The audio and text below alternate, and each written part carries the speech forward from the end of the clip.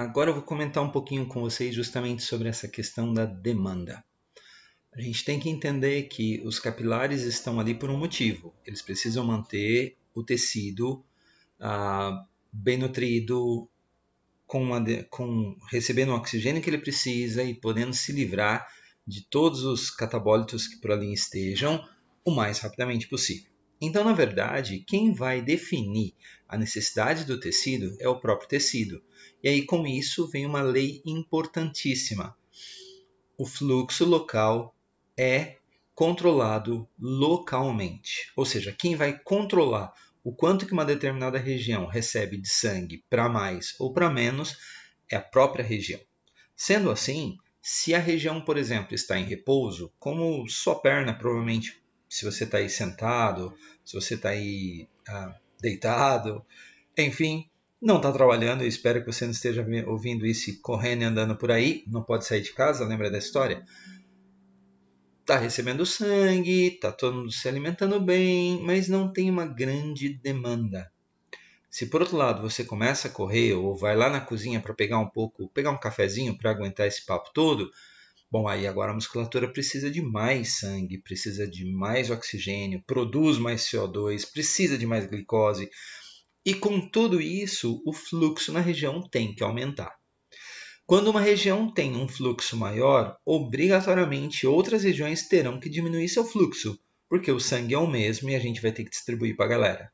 Então, justamente por isso, a rede capilar o tempo todo passa por regimes, lembra daquilo? Regimes intermitentes de fluxo. Ou seja, no instante tem, logo em seguida não tem novamente, para de ter. Ela vai ficar oscilando dependendo da região em segundos, em milissegundos. A gente fala até de uma frequência de 250 Hz. Enfim, a variação de abertura e fechamento das redes é bem importante.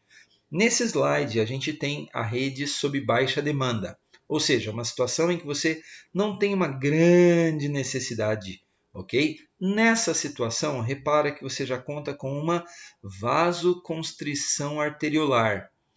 Por que uma vasoconstrição arteriolar? Porque nessa condição eu não estou precisando de uma grande quantidade de sangue nessa região.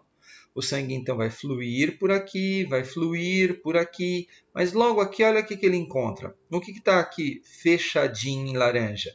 Em laranja a gente está vendo os esfínteres pré-capilares fechados, ok? Então aqui está fechado, a rede capilares aqui não está recebendo. Aqui está fechado, essa mesma rede.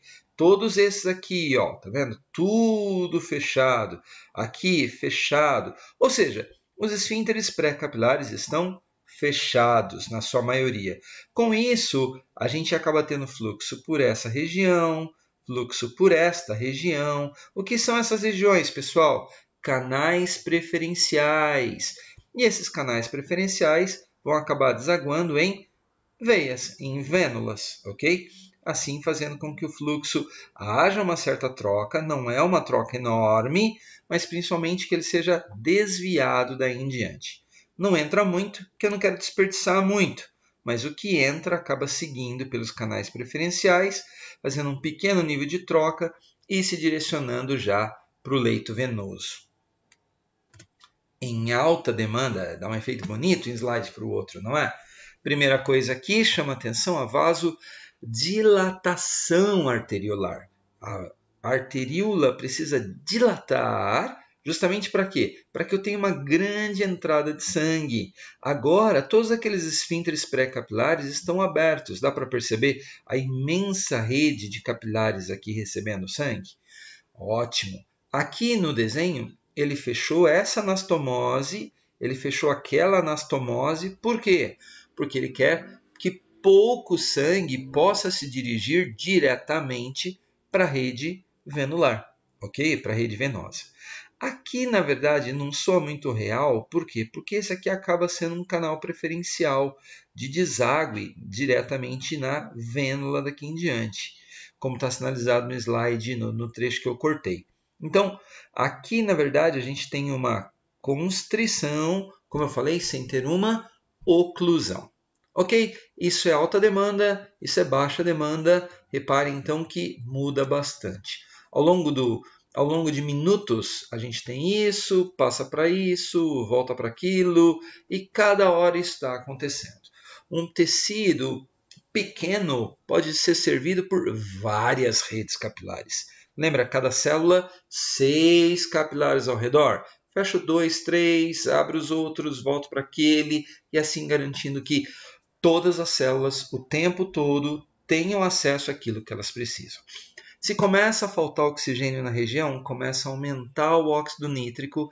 Esse óxido nítrico age principalmente nas meta-arteríolas, ok? E ele também acaba agindo nas arteríolas. Quando ele age nas meta-arteríolas e nas arteríolas, ele acaba permitindo que um maior volume de sangue entre nessa rede capilar.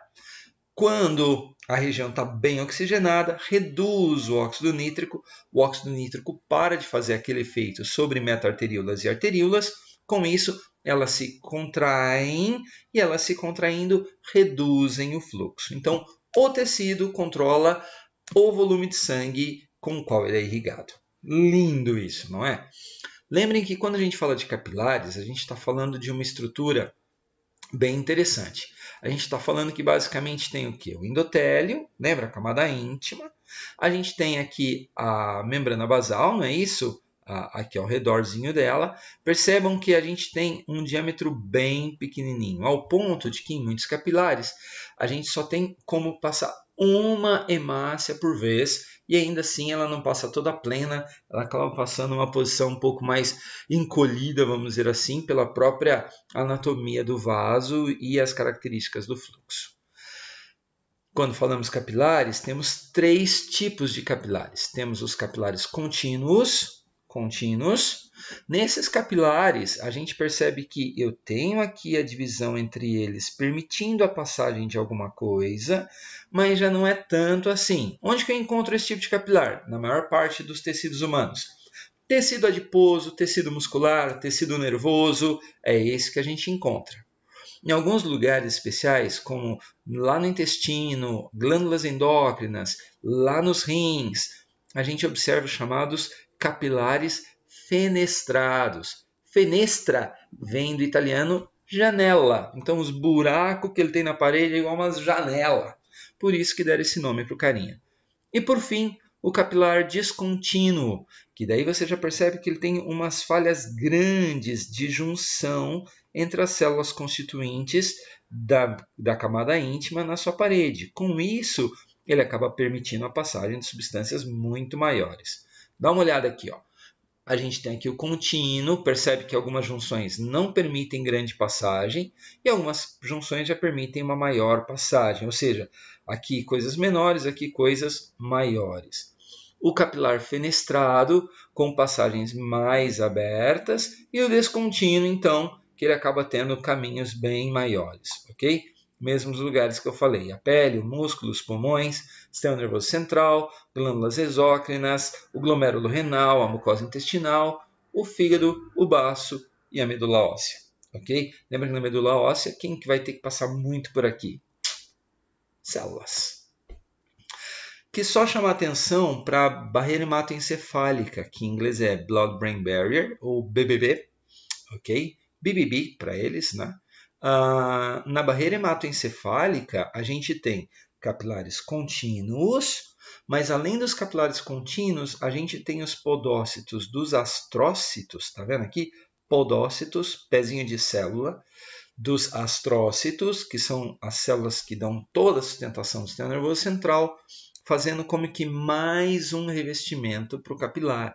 Com isso, permitindo uma maior triagem do que pode e o que não pode entrar lá no sistema nervoso central.